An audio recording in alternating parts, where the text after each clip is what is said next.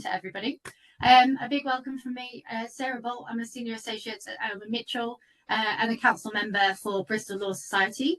I'm pleased to be joined today by our speakers. So I've got Heledd, Partner, and John Tunnard, Legal Director from Shakespeare Martineau, presenting on all things vulnerable private clients. It's very great to have you both with us today, and I'm just going to run through a few bits of housekeeping before I hand over. If there are any questions by anyone attending, please leave them in the Q&A box. And I am very pleased to hand over and give the floor to Heledd and John. Thank you. Lovely to be here. So so John and I are going to just talk through various things, vulnerable private clients, and just give you a bit of context. My practice area is traditional private clients, bleeding into what I call the shouty end of private client, but I draw the line at anything white book and CPR, which is then when I hand over to John.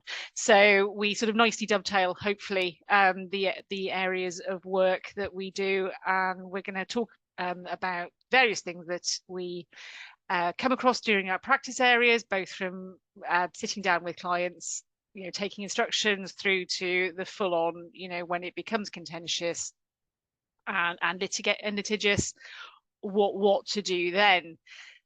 So I was thinking about this and what I was going to sort of start talking about, and I thought, I'll just start with an anecdote about my parents, because we all like a bit of that, don't we?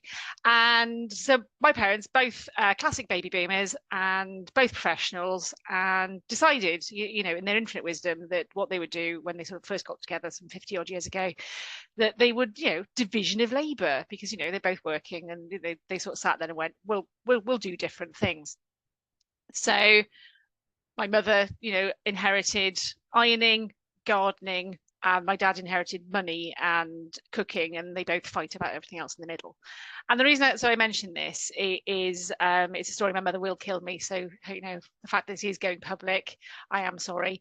One day my dad was in work and he was in a very important sort of meeting, and he sort of sat there and took off his jacket and looked down and realised that, half of his shirt had been ironed, and not just the front half, like literally one half.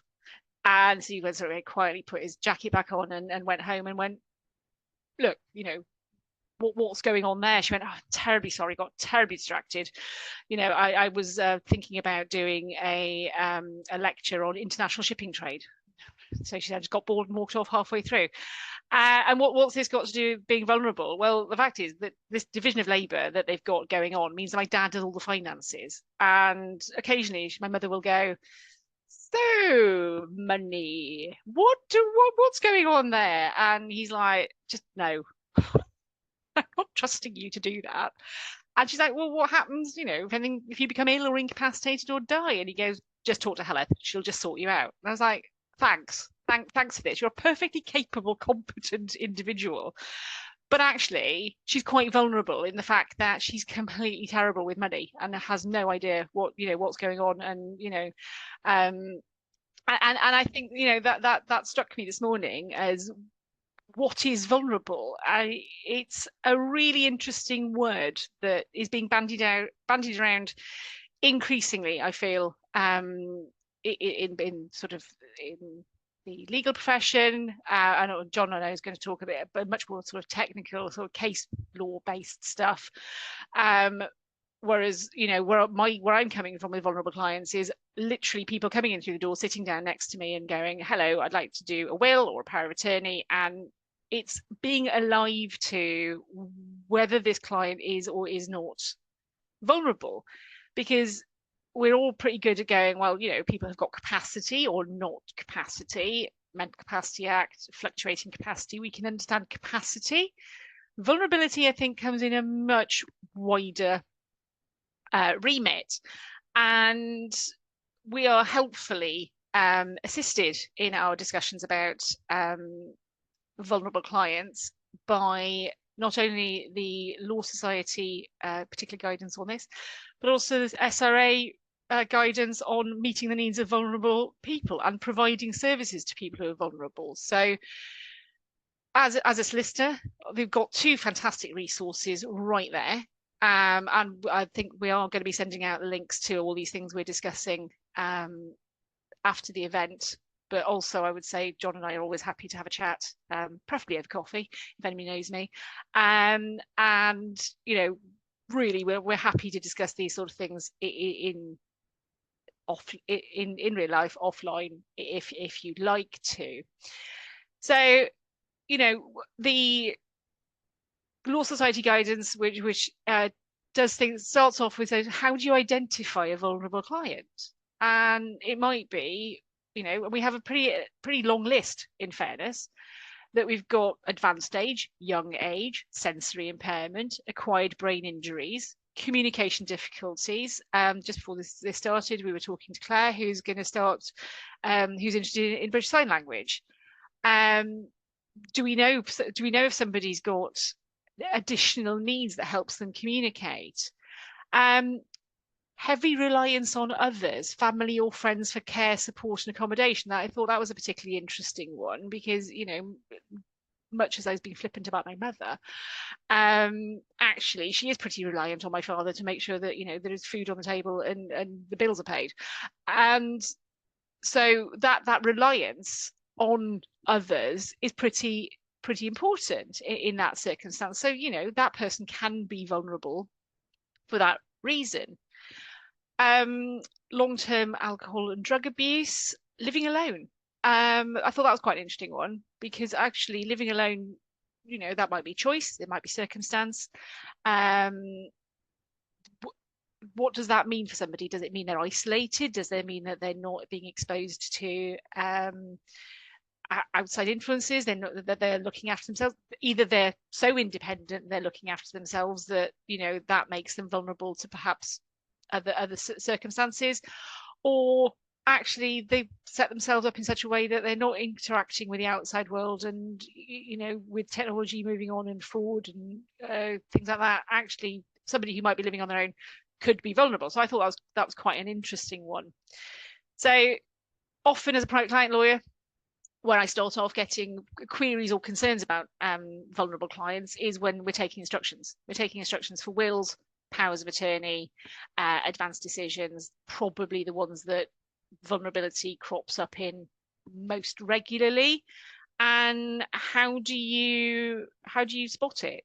And I think, you know, there's an inevitable element of experience that, you know, you sort of meet somebody and, you know, somebody comes in and is very confident and, you know, very businesslike and, you know, sits down and takes control of a meeting, probably, you know, can be fairly comfortable with. But if you've got somebody who's coming and, you know, it's quite intimidating coming into the solicitor's office, you know, if you've never had to do it, maybe you got a bereavement and maybe they're changing their will because they've been, you know, recently bereaved and they want to update their affairs. Maybe the children have gone, well, maybe the time's come now, we need to really think about the power of attorney. You've been an independent individual, but let's do this. And whilst I think, you know, we're quite nice and approachable, it could potentially be quite a difficult experience coming into a solicitor's office. And that in itself can make people vulnerable. So, you know, part of my role is to sit down and start to get to know people, and a lot of the time it is time that I need to get to know somebody, get to know their background, get to know their circumstances, even before I start applying legal tests of, you know, do we have capacity to make a will? Do we have capacity to make a power of attorney? Actually, does this person are they even really comfortable with why they're in the room with me in the first place? And you can tell, you can see the people, and, you know, then they will come in with their family, and they look to their family for reassurance, and they'll go, is it okay? And can I talk about this? And one of the things that so probably if people on the call are members of Association of Lifetime Lawyers, SFE as was, they've got some great resources on the people skills and the soft skills about how to sit down and talk to people who might be struggling with this. And it can be things like sitting down and going, you know, where do you sit across the table? Do you sit us alongside them? Do you make it intimidating? Do you know, offer them a cup of tea, trying to make them comfortable? So getting to grips with the person in front of you, and are they or are they not vulnerable, is not just as simple as necessarily, and obviously John will, you know, go on to this, is not necessarily just a legal test. although there is, of course, significant aspects to that. So I think that vulnerable clients are something we need to be really alive to. We need to be massively alive to this being something that could be affecting anybody. And as I say, SRA's got some guidance, Law Society's got guidance. There's some great guidance from the Financial Conduct Authority as well, which again talks about what they consider to be vulnerable customers, what principles they would like others to abide by.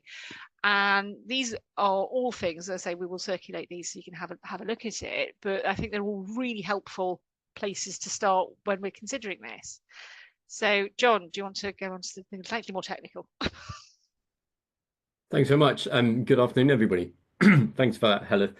Yeah, so following on from a lot of what you were just saying there, there's vulnerabilities, of course, are wide-ranging. People's exposure to potential harm, or even the fact that they've already suffered harm, but as a result of that harm, it's left them vulnerable, is another factor to consider, or are other factors to consider. Vulnerabilities can, of course, be permanent. They can be long-term vulnerabilities. They can fluctuate, including physical and mental health conditions, which affect people in different ways and at different times. We see this in terms of cases where there are issues with episodic or borderline capacity. There's temporary factors that affect people's abilities or their vulnerabilities, effective medication, injury, illness, so-called short-term vulnerabilities that might include a sudden change in circumstances, such as a bereavement, a divorce, or indeed litigation, which in itself can bring about vulnerabilities for people if the particular subject matter of the case is traumatic in any way, or perhaps just the idea of mere litigation is enough to excite people's either pre-existing or potential vulnerabilities. One of the things coming on from your example of your parents, Heledd, is that, of course, heavy reliance on others is in itself a potential vulnerability. It is also a potential avenue for risk of undue influence, because people who perhaps do suffer from known physical or mental conditions are going to be at higher risk of harm, which is in itself the definition of vulnerability. Someone who is at higher risk of harm. But of course, they might not suffer from a mental condition such as incapacity, but they are nevertheless being unduly influenced by others, such as family members. And the law treats such individuals differently from those who lack capacity for the purposes of the Mental Capacity Act, or whatever test is being applied, to those who have perhaps been susceptible to undue influence. And that's where you can look for the assistance of the High Court, for example. So because a person has capacity to make their own decision, there's no other person perhaps to make a decision on their behalf. And the assistance of the High Court is when it can use its inherent jurisdiction for vulnerable adults who, even if not incapacitated by a mental disorder or mental illness, is reasonably believed to be either under constraint, subject to coercion or undue influence, or for some other reason deprived of the capacity to make the relevant decision, or is disabled from making that free choice, or incapacitated or disabled from giving or expressing a real and genuine consent. The High Court has this power to grant injunctive relief, or relief with the aim of putting in place a framework to enable that individual to then be able to make their own free decisions. The court's inherent jurisdiction is perhaps a topic in itself that would exceed the time limits we've got today, but I'm sure if all goes well with today, then we'll be happy to come back and talk about that.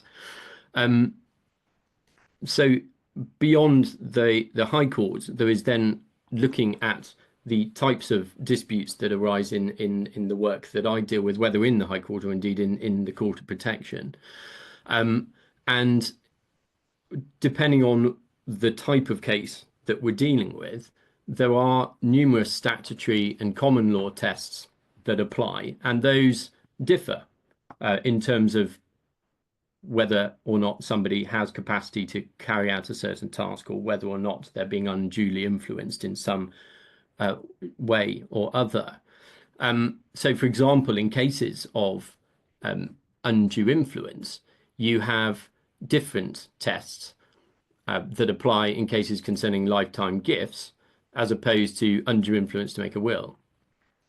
I'm sure that many of you will be aware that in the case of lifetime gifts, there's a presumed undue influence where there is a relationship of trust and confidence between a client and the recipient of that gift, for example, a caregiver, a care receiver, patient, doctor, even solicitor client. And the proposed gift itself calls for an explanation. It might be overgenerous when considered alongside the size of that person's estate, perhaps giving most of their estate away to a child during lifetime.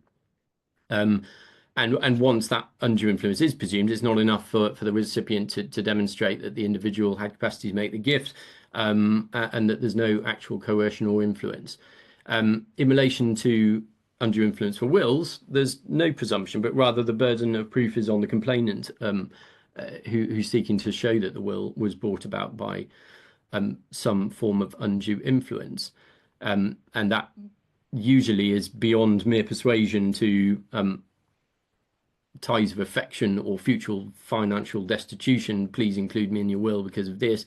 That wouldn't necessarily amount to undue influence, but coercion would, if it is so much that it would overbear a person's free will to make that will. Of course, I've already said, if the person is already coming to you as a will writer and they're elderly or frail, or perhaps do suffer from some other cognitive issues, then it makes them more vulnerable than others to obviously aggressive methods, which might amount to undue influence. And as practitioners, we have to be alive to that. LPAs, now the role of the certificate provider is supposed to assist with the issue of undue influence, or what is more referred to in relation to LPAs as undue pressure.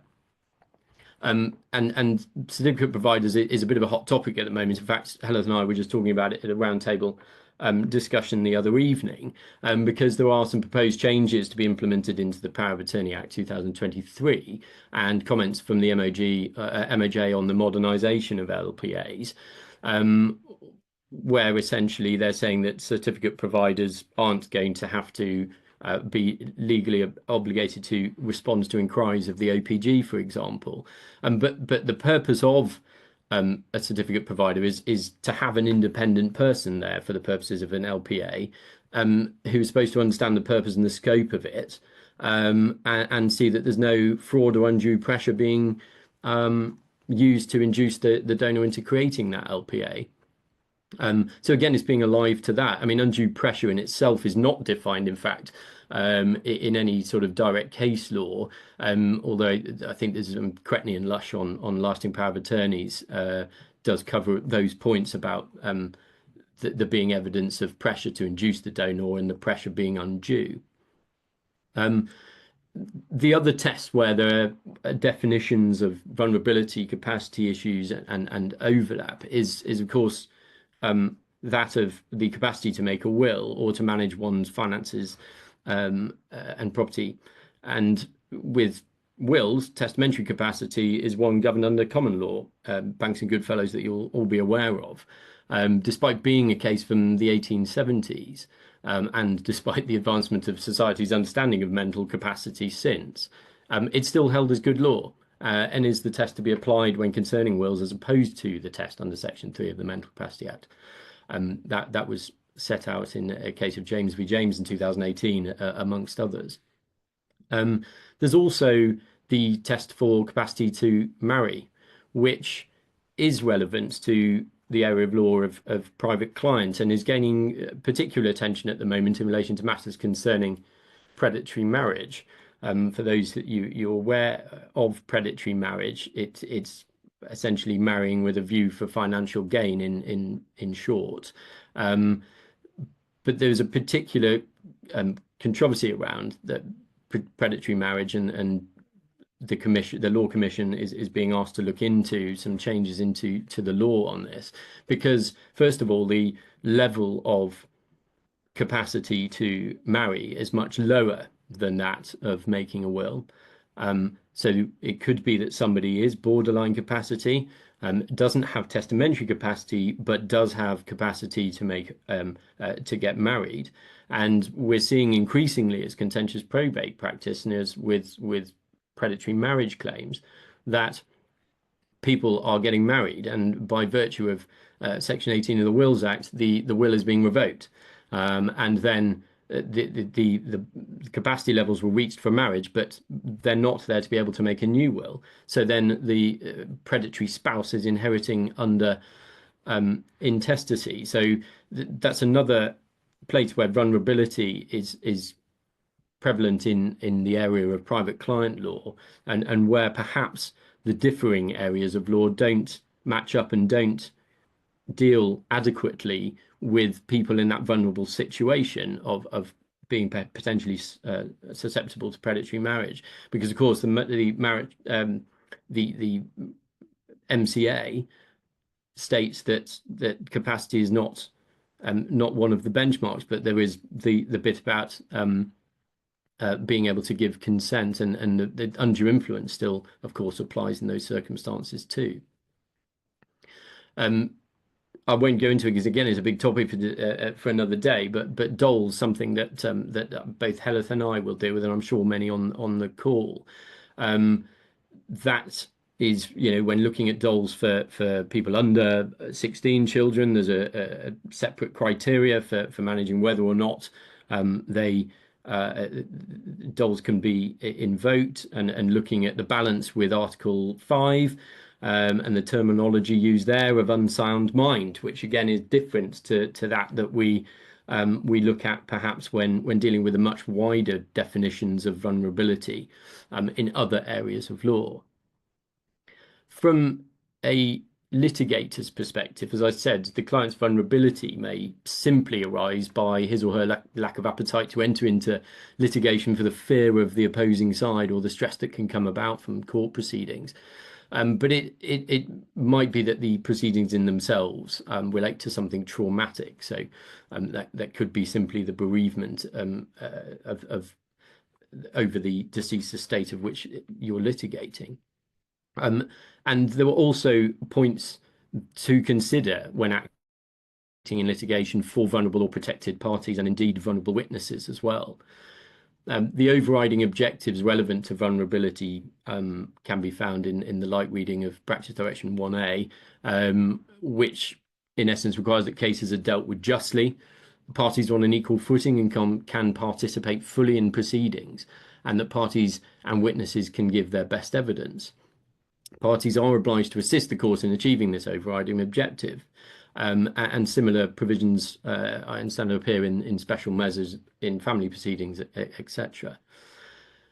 The practice direction tells us that a person should be considered vulnerable when a factor, whether personal, situational, permanent or temporary, may adversely affect their participation in proceedings or the giving of evidence.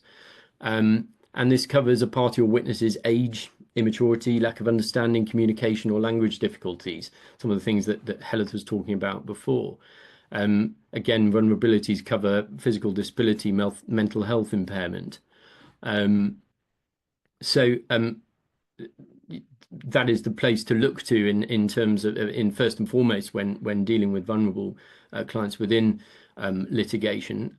Paragraph 5 of that same practice direction provides factors to be considered that might adversely affect a party's ability or witness's ability to participate in proceedings or give evidence. And paragraph 7 of the same suggests that if a court decides a party or witness's vulnerability is likely to diminish the evidence that can be given, then the court can identify the nature of the vulnerability in any order and make provision to alleviate such in furtherance of the overriding objective. Just touching on that there, the point of a vulnerability in any order, one thing that again, I think Heledd has touched upon, is that it might not just be one vulnerability. It might be a number of vulnerabilities, or one might affect another or create another. And it's always important to be alive to that too. Further in litigation, just another point to add, and I know this sort of feeds into some of the points that have been raised in questions to be answered shortly, is that of protected parties under Practice Direction 21. So practitioners may be familiar with this section in the CPR, which concerns children, persons under 18, and protected parties. In that sense, people who lack capacity to conduct litigation. And in every case, every protected party must have a litigation friend to conduct those proceedings on his or her behalf. That's found in Rule 21(2). And where a litigation friend is required, no person may take a step in the proceedings, say for issuing, serving, or applying for a litigation friend, until there is one. So that's important as well. And then you have to consider, of course, the suitability of any litigation friend acting for a protected party, and that suitability must be made clear in any certificate of suitability or court appointment. Similarly, under Practice Direction 21, CPR 21, you've got the importance of regarding settlement. So you can't settle or compromise or get a settlement on behalf of a protected party without approval of the court. And that court approval must be sought by way of application. So those are just some of the things that I see from as a contentious probate and court of protection dispute lawyer, that hopefully give you some insight into the different places to look and the different tests that apply when dealing with vulnerable clients.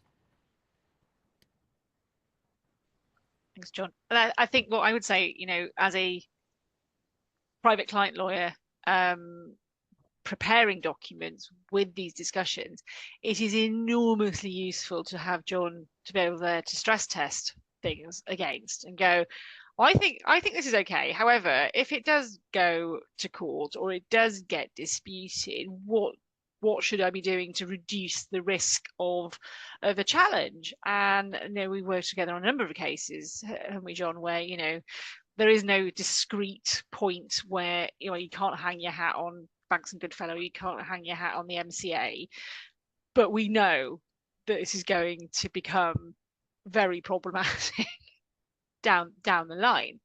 And for me, it's an enormously helpful sort of opportunity to not only protect the client, to ensure that they get the right legal advice. And I think John's point about the certificate providers and the new legislation is going to be interesting to see how that plays out. But also, we've given the advice to the clients, and we've reduced that risk of a challenge by knowing what the flip side is. So for me, understanding when it becomes contentious, when it is going to end up in court, whether that's court protection, high court, whichever way you end up, knowing we've done what we can do in the circumstances by understanding everything around, I think is enormously helpful. Well, and also just picking up on that, Heledd, if you identify vulnerabilities early, particularly as a litigator, if it is heading in the court way, then the useful thing is that you can identify what needs to be done in respect of those proceedings to make those reasonable adjustments for any vulnerable witnesses and vulnerable claimants or parties.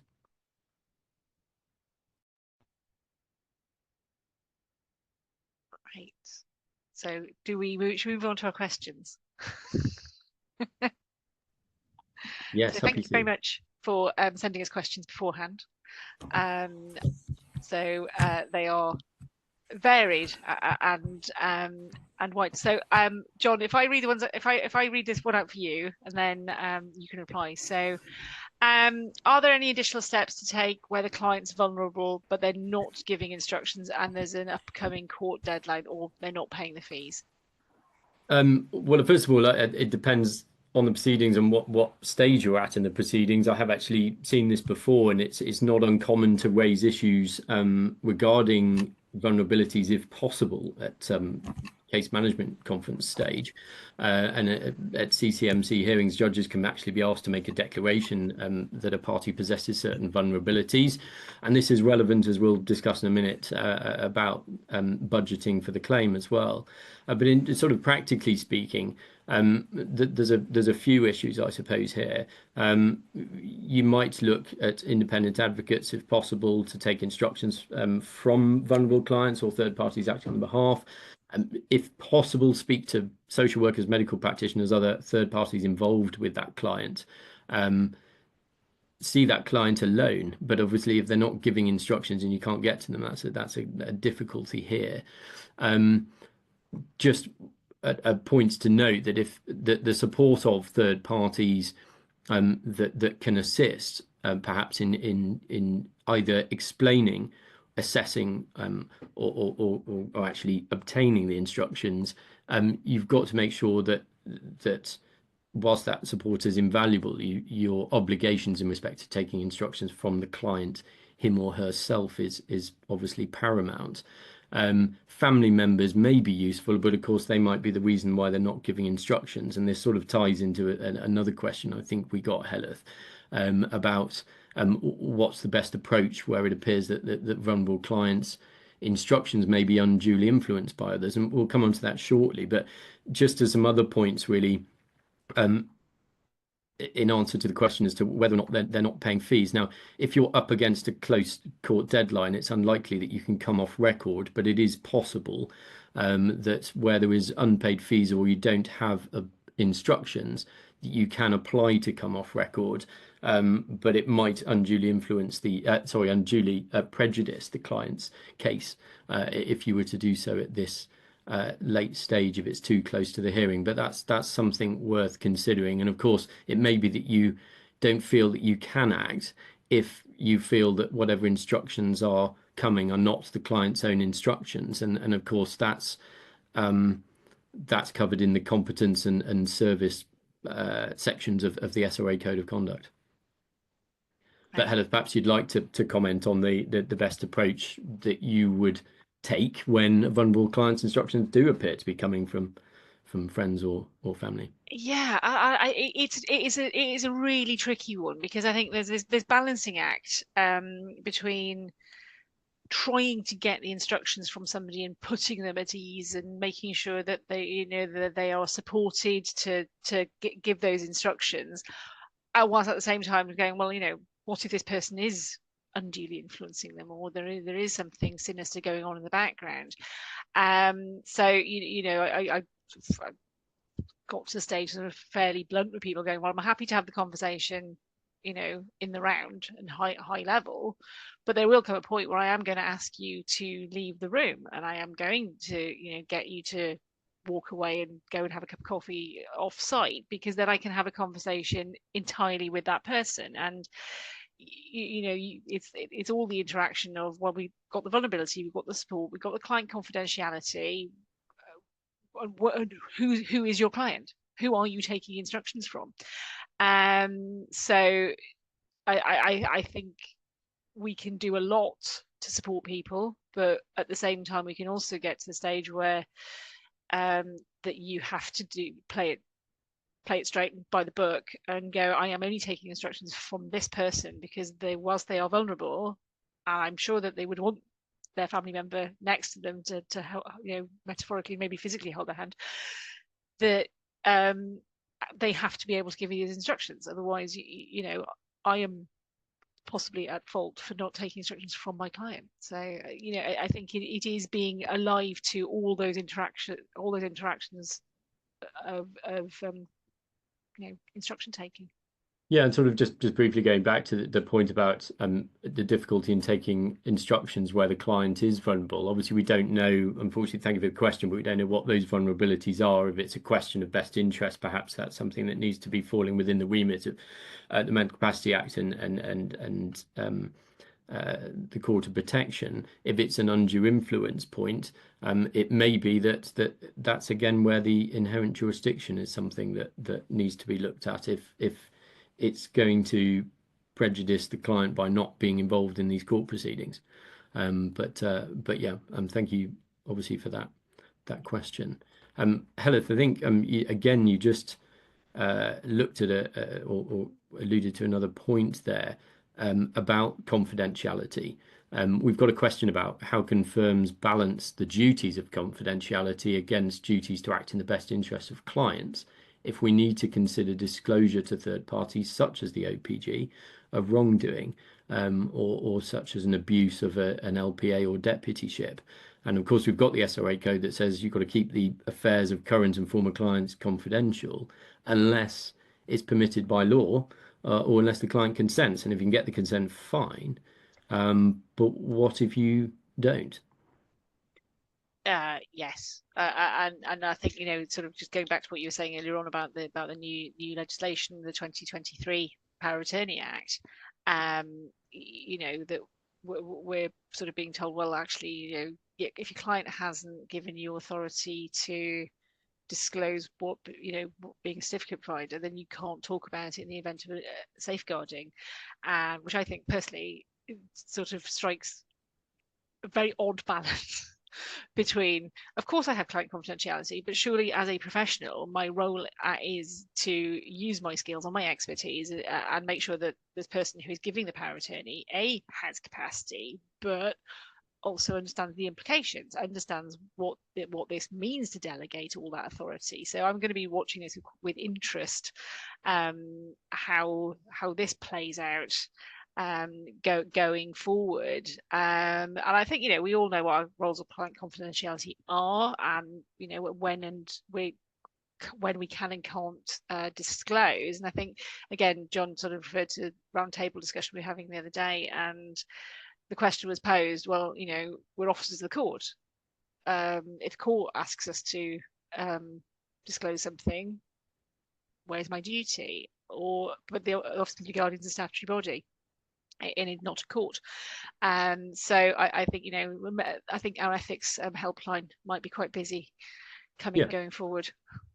The the SRA does provide some helpful comments on this, saying that if you can't get that consent, or you fear that telling the client will increase the risk, you may need to consider disclosing without the consent, to protect the client's safety, and with that overarching acting in the client's best interest and protecting the client's best interests under the code.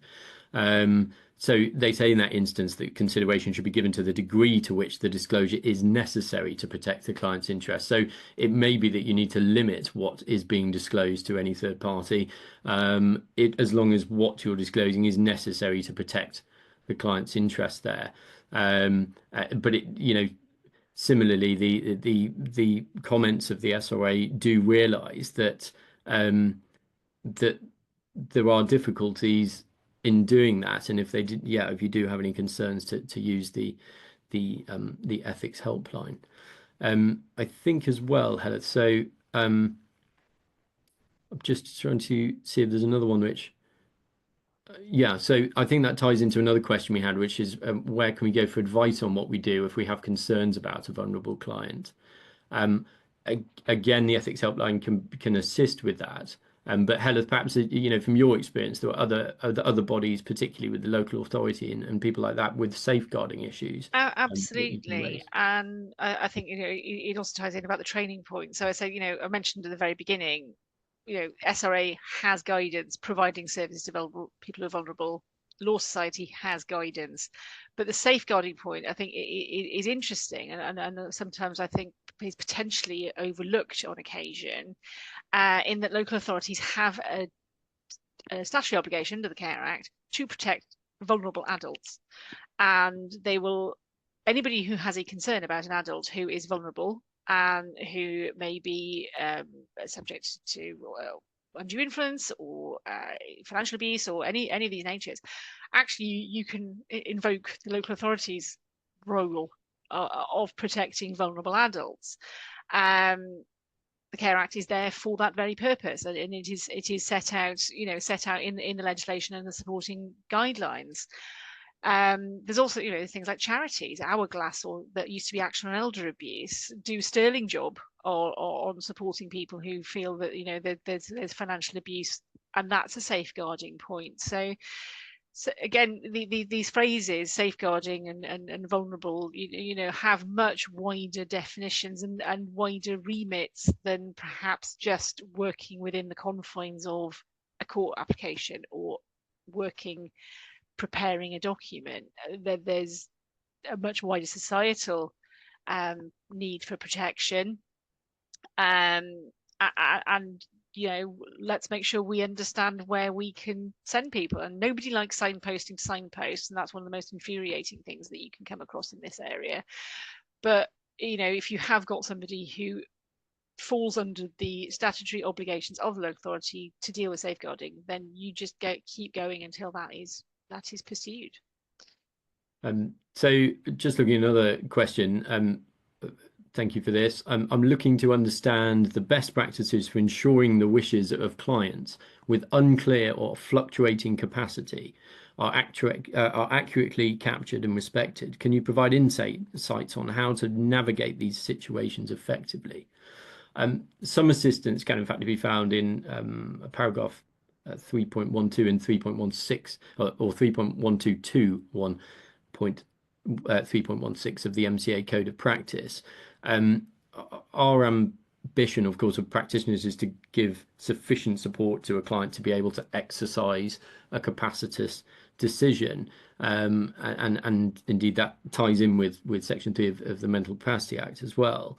But the COP does actually identify various key spheres that we might want to look at, which can assist if we are in a situation where there is a client with unclear or fluctuating capacity, which does not allow you to necessarily get accurate instructions, and how you go about that. And these are as follows. Location is one of them. So if you are taking instructions in the comfort of the client's home or in their own space, then this can often assist, according to medical practitioners and the COP guidance, rather than coming into a solicitor's office, which, as Heledd has already alluded to, is something that actually can exacerbate further stress.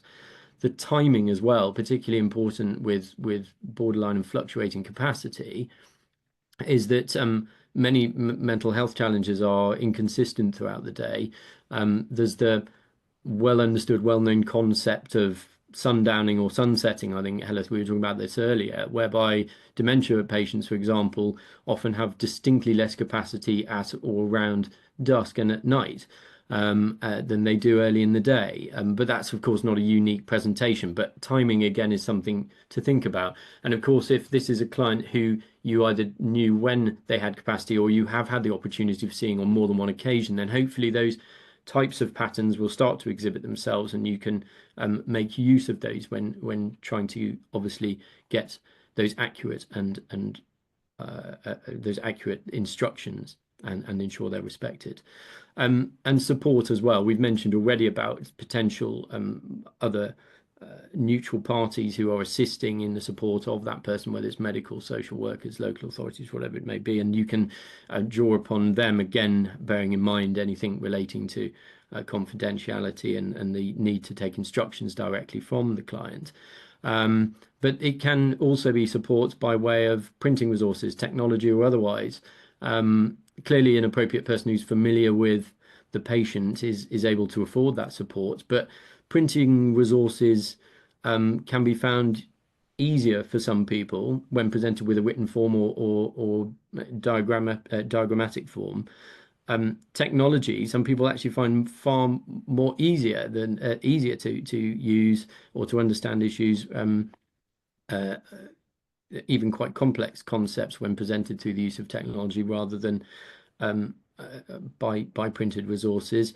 And indeed, that might be the way in which the client actually communicates as well. So technology is also a useful support. And as we've touched upon as well, again, the inherent jurisdiction, it might be necessary that if the reason there are some issues in relation to someone being able to exercise a capacitous decision, then you might want to look to the High Court to deal with that. But of course, if and the reason I mention that is because if they're fluctuating in or out of capacity, or there was a question mark over whether or not they have capacity, it then you're in that sticky situation of, well, if it's not without capacity, we're not in MCA territory and COP territory. If it's inherent jurisdiction territory. Yeah, that hopefully that's assisted in answering that question, and thank you for that. I think I would just add at that point, get a capacity assessment. Yep. Yeah. But really practical, and get somebody who is able to do a mental capacity assessment and understands the MCA and the decision that the individual is being asked to make, because capacity is task specific.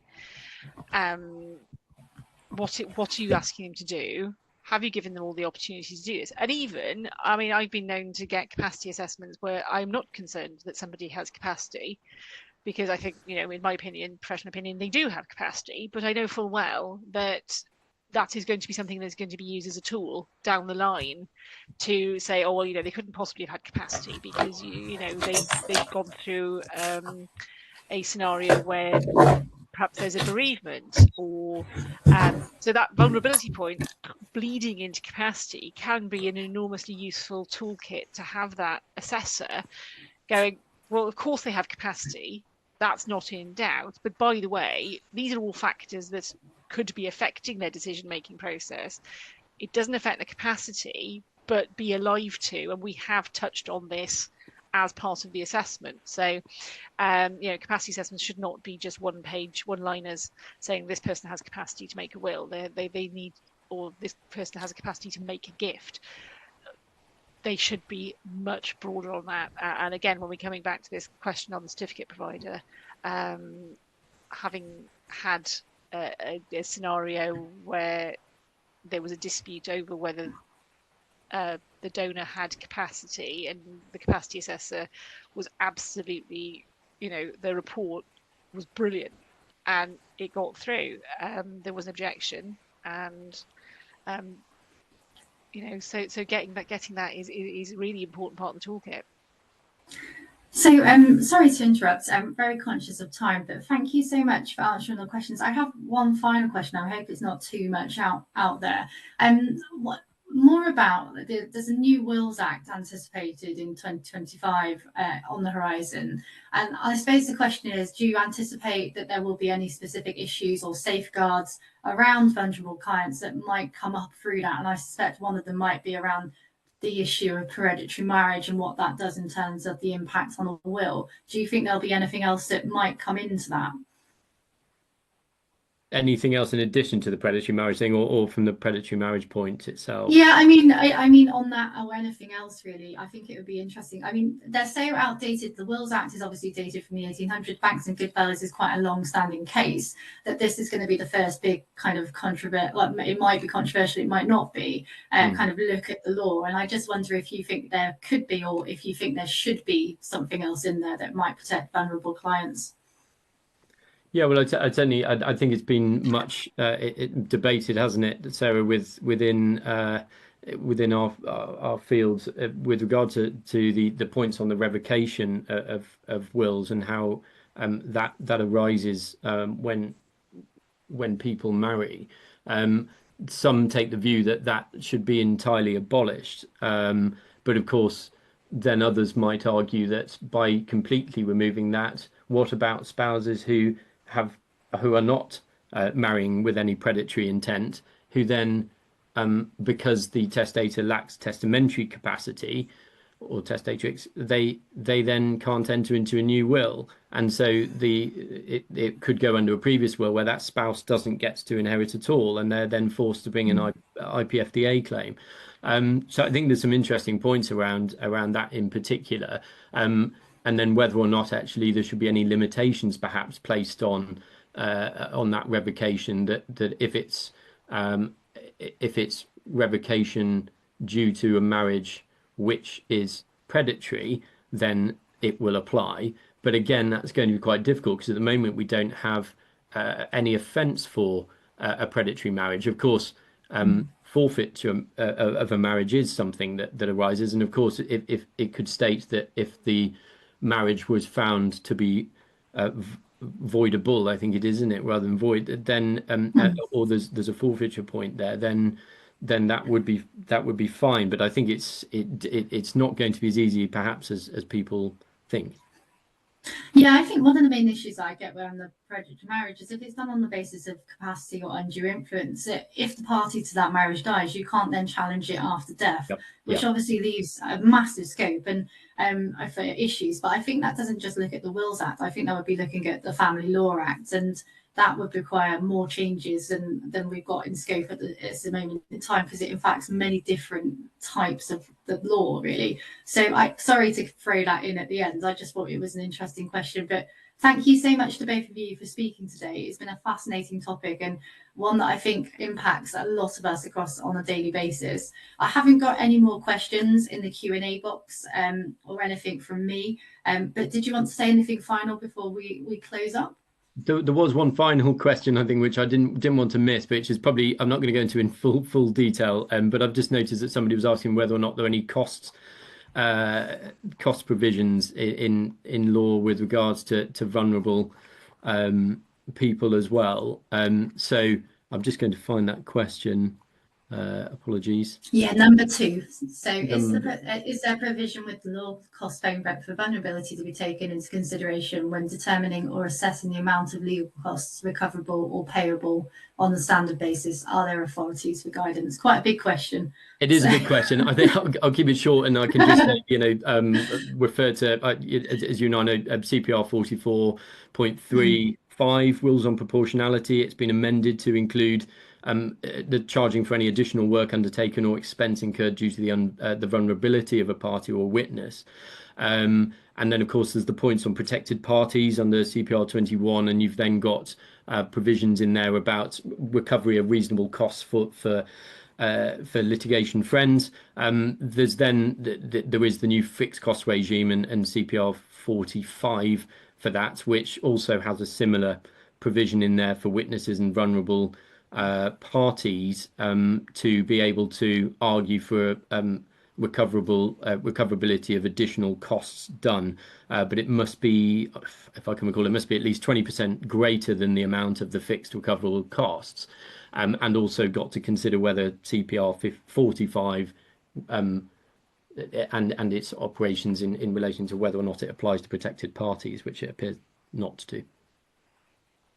Fabulous. Thank you so much, John and Heledd. One final thing from me is that the next private client webinar of the year has already been arranged for November. I believe it's being turned by John Davies from Hugh James on executive removal. So that will be advertised and circulated shortly. But otherwise, thank you very much again to Heledd and John. And that's everything from us today from Bristol Law Society. Thank you again.